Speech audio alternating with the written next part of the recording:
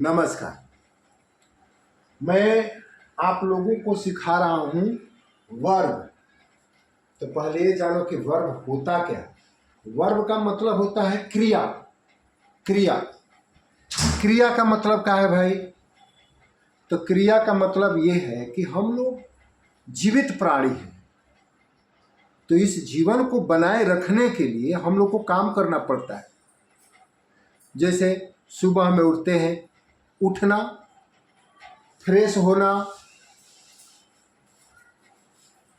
नहाना, कमाने जाना, कमा कर लाना, फिर उसे सब्जी खरीद के लाना, फिर सब्जी को काटना, धोना, कढ़ाई में डालना, उसको पकाना, पकाकर उसको थाली में निकालना, निकाल कर उसको सानना, सान कर खाना, खाने के बाद पानी पीना, खाकर फिर सो जाना।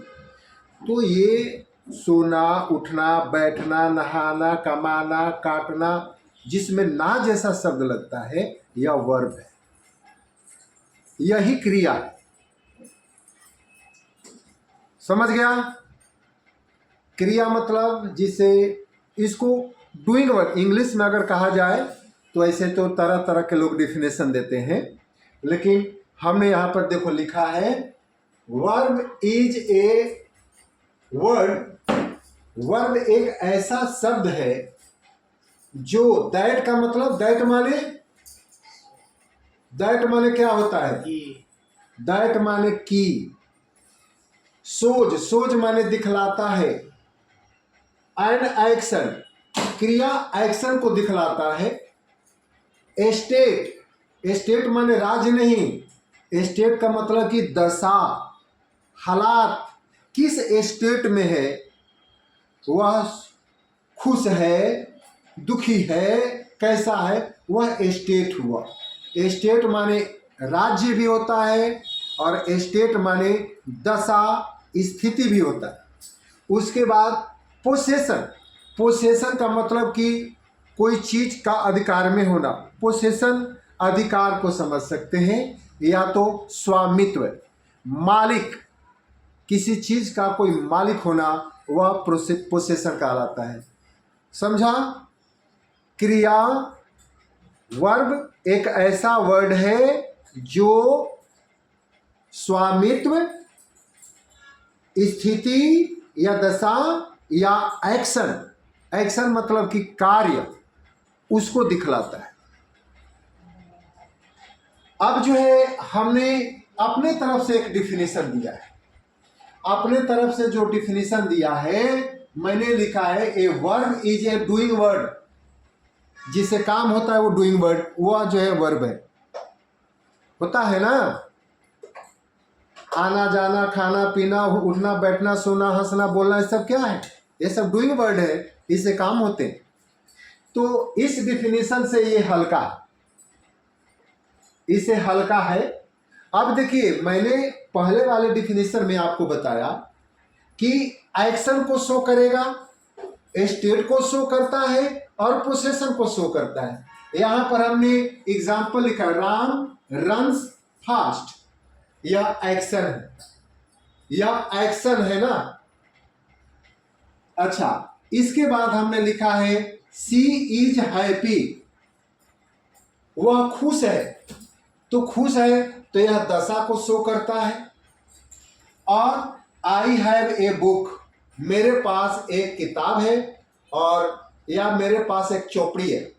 गुजराती लोग किताब को चौपड़ी बोलते हैं। तो खैर, अब देखिए इस सेंटेंस में वर्ब कौन है? इस सेंटेंस में वर्ब है रन्स। कौन सा है? रन्स। और दूसरा सेंटेंस में वर्ब है इज। इज भी मेन वर्ब बन जाता है। और इसमें आई हैव ए बुक, इसमें वर्ब है हैव। हैव क्रिया है, क्योंकि हैव का मतलब यहां पर होता है लेना, रखना।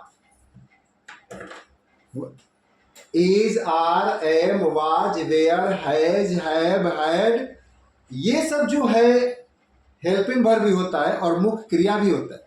तो यहाँ पर ये जो है इस सेंटेंस में ये इज वर्ब है, इस सेंटेंस में है एक वर्ब है, इससे एक्शन शो करता है, इससे स्टेट शो करता है और इसे पोजीशन शो करता है?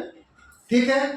अब देखिए, अब अगला इसके आगे मैंने लिखा है कि there are two kinds of verb. Verb दो प्रकार का होता है। कौन कौन वर्ब होता है? तो पहला प्रिंसिपल वर्ब। देखिए, एक प्रिंसिपल, प्रिंसिपल माने मुख्य, principal verb, main verb, full verb, इसको ऑर्डिनरी वर्ब भी कहते हैं। और ये तीनों का मीनिंग, प्रिंसिपल, मेन, फुल, तीनों का मतलब होता है मुख्य क्रिया, मुख्य क्रिया। और दूसरा है एक्सुलियरी वर्ब, एक्सुलियरी या हेल्पिंग वर्ब। इसको आप एक्सुलियरी कहो, एक्सुलियरी वर्ब कहो या हेल्पिंग वर्ब कहो, ये दोनों का मतलब एक ही हुआ। और इसका मतलब होता है सहायक क्रिया। ये समझ गया पूरा?